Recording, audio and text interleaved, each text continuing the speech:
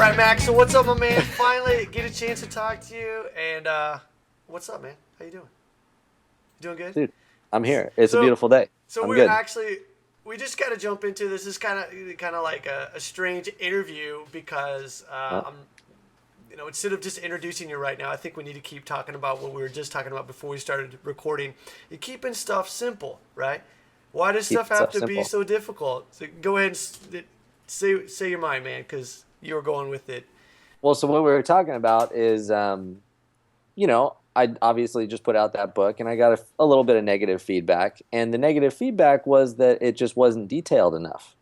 And I cover so many different things in the book that the goal isn't to make it deliberately more complicated. The goal is to pare it down to as simple as possible. So, of course, if you can read a book that covers only deadlifting, dude, there better be a lot of detail in Oh there. yeah. Otherwise, it can't be a book. Oh yeah. Oh yeah. But I don't want it. Like I was telling you before, the easy road gets such a bad rap. Like why make it more complicated than it needs to be? Yeah. And it doesn't need to be that way. Yeah. It's just so funny how it's just like you're saying. There's just so much information out there nowadays that people just think that you should be able to get it from this one source or whatever. It's just crazy. But strip away all the fat, get to the meat of what's going on, and just do it. And oh yeah, man, I'm just so happy that we're talking about this. You and I, we're gonna get along really well. Let's just go ahead and get into. I'm talking with Max Shank right now. So Max, we're talking about your new book, Ultimate Athleticism.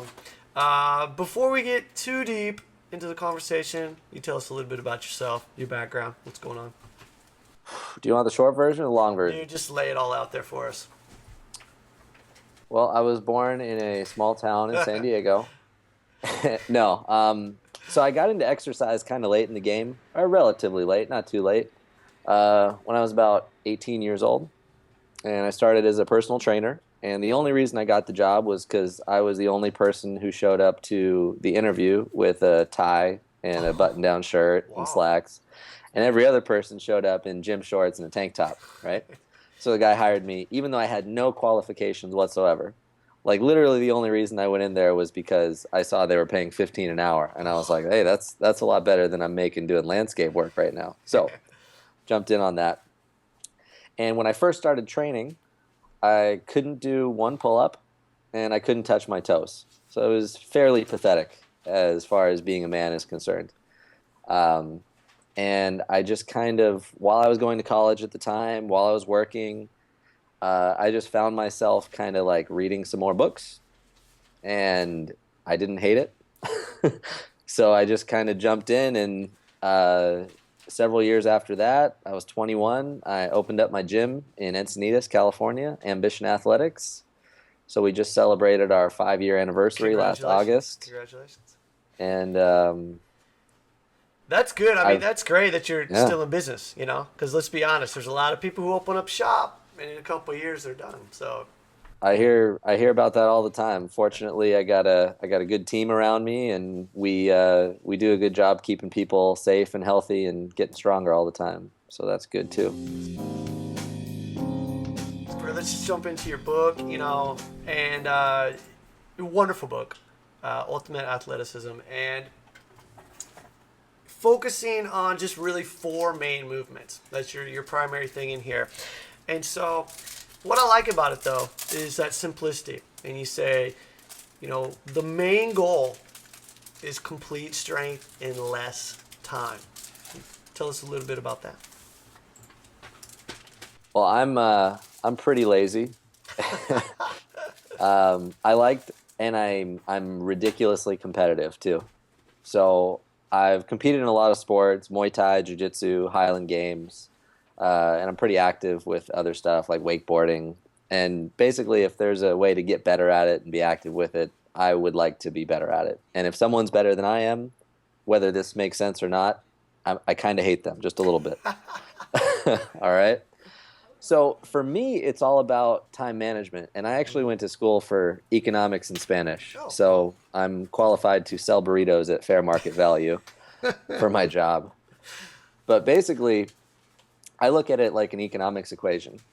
So we're all humans, and there are some general qualities that we want to develop. And that's sort of before you start getting into like sport specific. And I want to do the least amount of that stuff that I can to get the most benefit because I like to do this other stuff.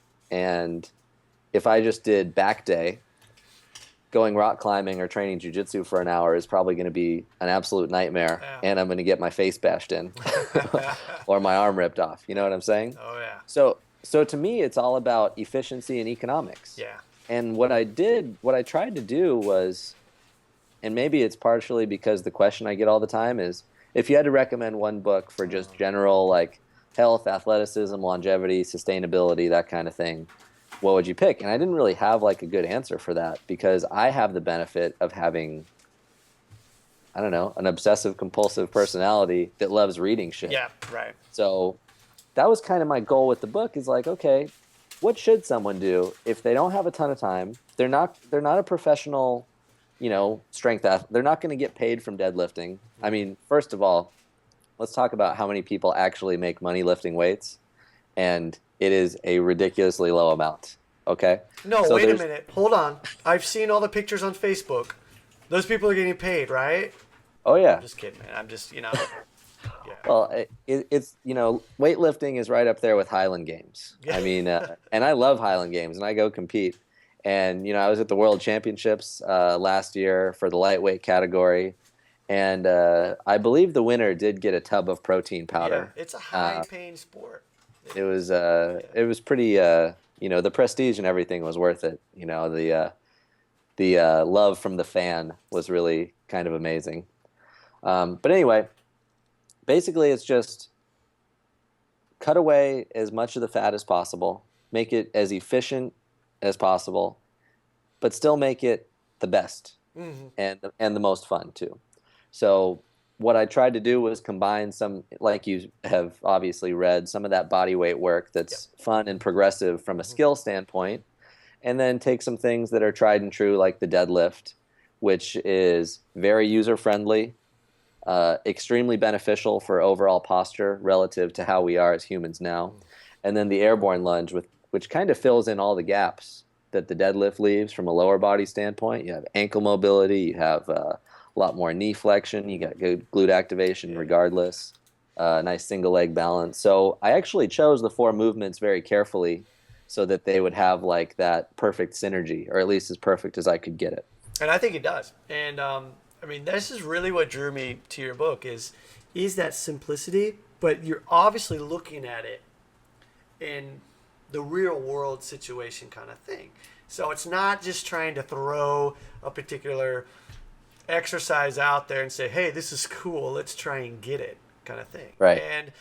And I just want everyone to be clear, the book is not just about these 4 movements. It's incredible. I mean, I just got to read here, like the other sections of your book in there. You've got accessory, and you've got grip work, pattern retention, and sweating. I like how you did that for the cardio section. Nutrition, endurance, very, very detailed section on program design and also sample programs. Plus, you go into great detail for each of those 4 main movements. Oh man, but something I want to actually go back to is basically what you're saying. If you're not making a significant living through your athletic performance, you should never sacrifice health for more performance. Now, this is one of the things that you wrote in your book, and I thought it was great. And it's kind of similar to what we were talking about earlier as far as being a professional athlete. I mean, let's be honest. Most of us out there aren't professional athletes. We're not getting paid to do any of this kind of stuff. So it's kind of silly if we're just trying to just kill ourselves, doing too much work, too much activity, and thinking that we should train like a particular professional athlete. So, if you can talk a little bit about your thoughts about that as far as we're not professionals, so how should we be working and what should we be striving for? Maybe, what is athleticism? I mean, athleticism is just being able to move in a wide range of motion in all of your joints with strength, speed, and coordination. Pretty much point blank, it is what's going to allow you to adapt best to the most situations, and it's also going to give you the best longevity for that as well. And just as far as the overall training thing, I mean, if you're not making money at your sport, you definitely should never sacrifice your health for more performance, because it's you get into like this vicious circle where you hurt yourself and then your performance goes down, but you try to sacrifice that health for performance again, and now the performance eventually goes down worse. So you just get into this avalanche of injuries, and it's no good. With training for the average person, and I don't mean average in a bad way. I'm relatively average. Oh, I me mean, too. Yeah, I don't yeah. make any money by uh, lifting actual weights. I make money teaching people, and that's what I like to do. And my whole gym is filled with average people. And the main thing is to make it fun, Hmm. safe, and sustainable. And the real magic for people who are really athletic or extremely strong isn't that they did anything special. They were just consistent for the longest. So the way to be consistent for the longest is to have a sustainable program that's fun and safe. So you're not getting injured, you're not getting bored. That's why those 10 sessions a week training plans never last. That's why you see so many professional athletes who, as soon as they're done, they put on like 80 Yeah, pounds they're and they get done. obese. Yeah, yeah, exactly. So it's not, the magic doesn't happen in a short term. It doesn't, no matter what. Like, you can get some cool stuff to happen via like the nervous system and, vision training and balance stuff and work on your flexibility, and all that stuff is rad. But if you want the big results, you just have to keep it sustainable over the long time. So it's got to be fun and safe and sustainable. That's it. So brilliant. I mean, exactly what we talk about in GMB, and I think that's why I'm so happy to be talking to you here too. It's a practice too. You mentioned in your book, skill acquisition is about putting in the practice, and it isn't one of those things that's just going to happen overnight. It takes time, but it's got to be fun. And I love it that you say that, because so many people out there think that they should be exercising and it has to be so hardcore. And if you're not doing it, throwing up or doing whatever, then you're not going to be getting it. But sustainability, so important. Going back a little bit to, you mentioned mobility. So what are some things really that could help people for their mobility? And basically, what are some major things that you see overall? You work with a lot of people in your gym. The average person, you said, what are some things that you see that people have trouble with mobility, and maybe some ideas to help people I mean, start working on that? sure. I mean, this could almost be a whole book in itself, but I'll try to keep it as brief as I can. Basically, what I try to do, because I'm usually working with a group of people, and you can help individuals one at a time, and you can diagnose or at least assess their specific problems. But if you want to help the most people possible, so what I try to do that is just identify trends. Mm. So generally, we all know that we sit way too much. Mm-hmm. So there are some repercussions from that sitting. So people's hip mobility isn't good. People's glute activation isn't very good. Their spine doesn't really rotate or move very well. And this is especially true of the thoracic spine, which is that middle back, the middle 12 vertebra, gets kind of caved forward. Your neck pays the price for that. Your breathing gets all screwed up because now you're breathing up into your neck and shoulders, 20,000 reps of shrugs every day. So that might be why, if you ask any massage therapist, everyone's carrying their tension up here. Like, I know you're carrying your tension up here. I don't have to assess you first. I know that that's, Right. almost a given. And then after that, start working on your shoulders. I mean, it's kind of like those, in martial arts, it's referred to as the four knots. Mm. So it's the hips and the Yep. shoulders. Yep. But I also think that being able to move from your spine, being able to twist is really important, helps a lot. And then being able to disassociate your neck from movement is extremely important, because one of the things I see a lot with beginners or people who just are kind of wound up is their neck tenses up and their shoulders elevate for almost everything they want to do. And people are trying to get really, really stiff, and they're actually just making the problem worse. So what I like to have people do, whenever you're doing an exercise, just add in some little neck rotations to make sure that you've got your good shoulder position. And I refer to this as just check your neck. So when I'm teaching a group of people, they'll be doing an exercise. Say they're at the top of a deadlift, I'll be like, hey, check your neck. Make sure that they're in the right position. You're in a handstand, boom, check your neck. L-sit, check your neck. You mentioned, because I do the exact same thing. So when I teach in a seminar, and it's a top position, you're up on the rings, you're doing an L-sit or something. Check your neck. That's boom. It. Man, yeah. Makes life easy, doesn't it? Yeah, it does. Yeah. Let's go back into the 4 main movements. Let's just, if you can, tell us what those 4 main movements are. Sure. And really, why did you choose these? Why did you put them together? I mean, we already talked a little bit about them. I'll try to give you the short answer. Yeah. I'll try to give you the short answer. And I'll work back from where I started, which was the deadlift and the airborne lunge. So generally, I like to think of, and again, this is a very general way to look at it, movements as pushing and pulling. And a squat would be like a pushing movement. A deadlift would be like a pulling movement. And it just has to do with an easy way to categorize them. Sure. So if we can speak a common language, it's easier to categorize things and put them in the right place. Yeah. So to me, whether you do a deadlift or a leg curl in the TRX, or a single leg deadlift, or a kettlebell swing, or a snatch pull or a clean pull, or a glute ham raise, to me it's all just a lower pull, so I don't care. Yeah. So that's kind of where I go into the programming thing. But I like the deadlift because I think the benefits are just awesome for the time investment and the learning curve. Obviously, you get great glute activation with it, and it's the opposite movement of sitting down, so we all need that postural benefit. The airborne lunge is sort of the opposite, so that's the lower push. And the reason I like the airborne lunge so much is it disassociates one hip from the other. So one hip is an extension, one hip is in flexion, much like a gait. So walking, running, sprinting, that sort of thing. You get fantastic ankle mobility out of the deal. You get great work on your single leg stance, which is hugely important for preventing low back pain, knee pain, all these other great things. And again, because of the nature of the exercise, you still also get good glute activation. And part of the reason I am so keen on the glute activation thing is we sit on them all the time. Have you ever heard the term quad dominant before? Quad dominant, oh yeah. Have you ever heard the term glute dominant before? Yeah. No. Not too much, yeah. It doesn't happen. Yeah. So your glutes really can't be too dominant. Exactly, yeah.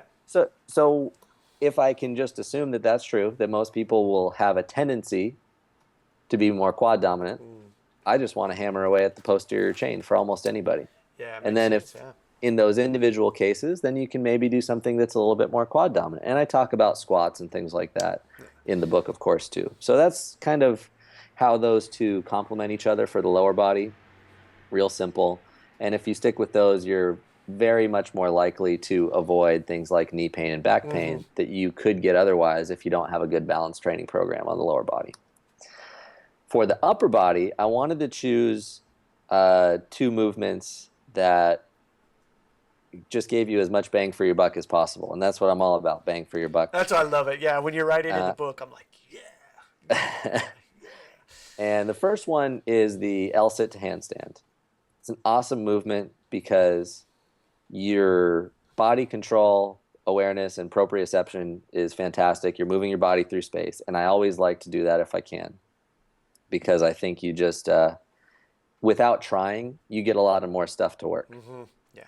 So the cool thing about L-sit to handstand is if you can hammer away at those, you likely have a pretty strong core. You likely have pretty coordinated hips and legs. And also you're likely going to have very strong shoulders because you take them through such a varied range of motion. You actually go from shoulder extension in the beginning, if you get to that V-sit or even like a mana progression, pulling through into that handstand, you go from full shoulder extension to full shoulder flexion in that handstand. And the whole time you're training those different vectors all the way through while you're moving your body in space. I mean, as far as just like a really good upper push, you really can't do better than an L-sit to handstand and its variations. And you can progress it to the rings. You can do it with straight legs. You can do it with straight body. You can do it with straight arms. I mean, it's amazing. So I like it also because you can increase the skill level and not just increase the weight level. And I'll do both. Which like is that, cool. a weight vest, Yeah. and I like to make it like a straight arm, straight body press, or a straight arm piked press, or there are lots of ways that you can mix it up there, which I like. And in your book, I mean, so many variations, which is great. It's not just, okay, let's learn one movement and that's it. It's, okay, here's the main movement and here are all these different variations around it. And I love that. Just very well thought out. But continue. I'm sorry I interrupted you there. No, that's basically it for the L sit to handstand. So the other end of that coin, obviously, that's the upper push. We need the upper pull now. And, obviously, this one was almost an obvious choice for me. It was the front lever and any variations thereof. And it's the pull variation of the L sit to handstand, really, because you can take that front lever and make it more dynamic, which I love to do, which is like an ice cream maker or a TikTok even, which is one of my favorites now. You skin the cat as a nice progression to all those. And we talked about quad dominant before, right? You've heard of trap dominant as well? Yeah. Have you ever heard of lat dominant? Yeah. No. No, dude, why would you want to do that? That's your back. You can't see that in the mirror. Yeah. Well, that's kind of my goal in life. Is I'm working on a new anatomy chart, and it just has the lats and glutes, and that's it. It's just the lats. It's just the glutes. That's good because that's and the all cool that thing women is, want, really, they just want to see the lats and the butts. So, yeah, the lats and glutes. That's what drives the ladies wild. Which is why I'm here sitting on my living room floor with no furniture, so I can do movement stuff when I'm watching something. Anyway, it's great. So the front lever is awesome, and the goal is that, listen, nobody's lat dominant. I mean, that's my goal. I want to be. I want to be like Team Flying Squirrel. You know what I'm saying? I want to get those lats totally lit up. And the beauty of it is it does form like an X. Yeah. The muscle of the lat goes actually across into the muscle of the opposite glute and vice versa on both sides. So it's a very strong and stable structure. So combining that with the deadlift and the airborne lunge really does a fantastic job of strengthening that X, which is something that's very common in all exceptional athletes. And the other nice thing about front levers, if you can nail a front lever, again, you're going to have pretty strong abs. And pull-ups are certainly going to seem like a joke when you can nail a front lever. So, so it's almost like you thought about the program or something. It's pretty wild. It's almost like you took time to think about this, which... of course, I'm taking a piss at you, but I did. It's just But the beauty of it is, it is simple, in the sense that it's just these four and the variants of them. And go ahead, sorry. Yeah. No, it's great, and it's also tried and true. Because before I released the book, I experimented on my gym members for a long time to see if they could hack it. And the nice thing is, part of what made me lay the book out the way I did was like, okay, these four movements are so awesome by themselves. Are there any gaps that for some people we might need to fill? So that's where we get into accessory training. Sure, we get into conditioning and things like that. Because listen, people want to sweat and stuff at the end of a training session. Oh yeah. And it helped me figure out variations that everyone can do. So we don't differentiate, or I guess I could say we don't segregate our classes based on skill level. So if you're a 70-year-old woman or a 20-year-old stud man who's super strong, you're still going to be in the same class. And there is going to be a variation that everyone can do. Mm-hmm. And following this plan, we have tons of guys deadlifting in the 400-pound range.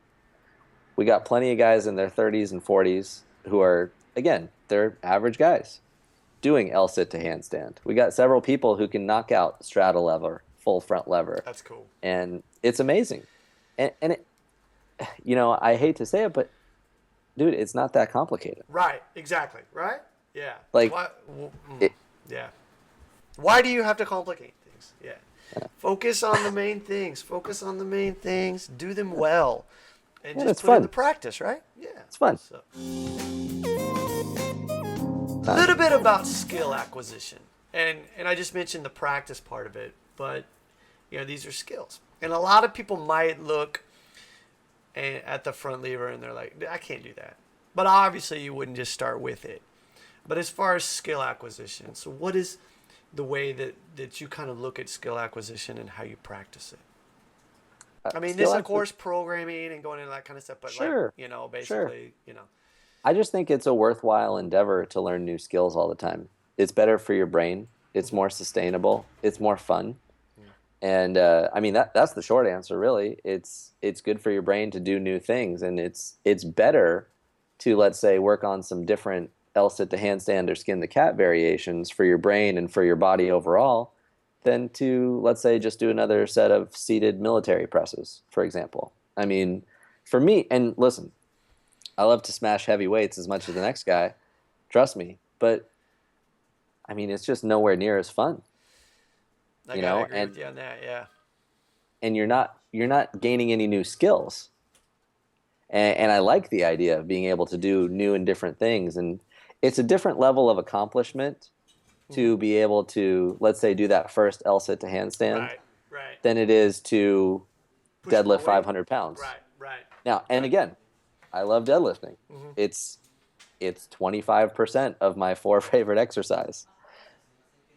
But I mean, there's really nothing more satisfying than getting a new movement compared to just lifting more weight, because there's no real good like end game for that. Sure. Is Sure. is my point? Is like No, and that makes sense. Yeah. I mean, you get a lot of diminishing marginal returns on lifting heavier weights anyway. Like I mean, for the average guy, dude, deadlift 500 pounds, do it well, do it for reps, boom, done. you're good Unless to you go. weigh 300, then it's obviously you gotta, do that whole thing.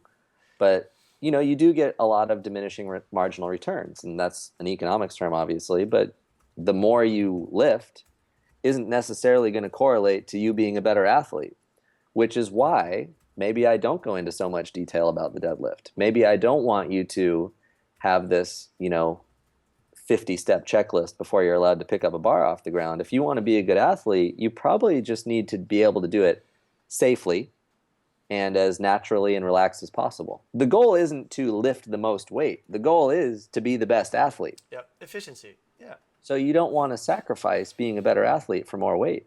And you hear stories like this all the time about guys who get a nosebleed going up the stairs while they're chasing the world record in squat or powerlifting. And this is no disrespect to them, because they're awesome strength athletes. But would I want to trade places? Hell no. No. Yeah. And maybe that's because I'm a pussy and I don't want the glory. but I just don't care that much. And what you'll find is most people feel the same way that I do. Yeah.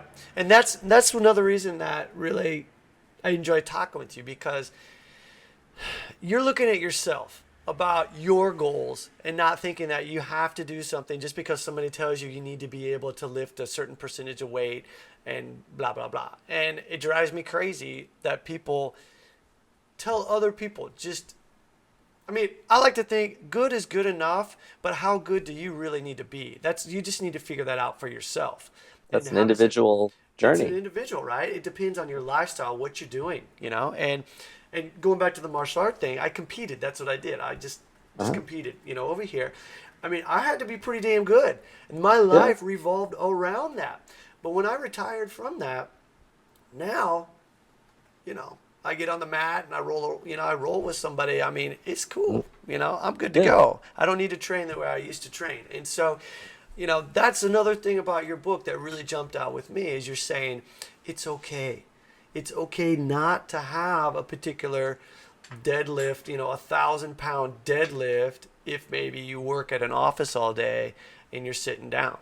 And, it's got to be sustainable. It's got to be You got to be able to do it for the long term. It's not about a short-term plan. Yeah. It's about figuring out what works for you that you can do over the long term. And that's what, like I said, that's what all the great athletes have in common, is they've been consistent for a long time. That's it. That's all you got to do, is be consistent for a long time, and you'll get there. Yeah.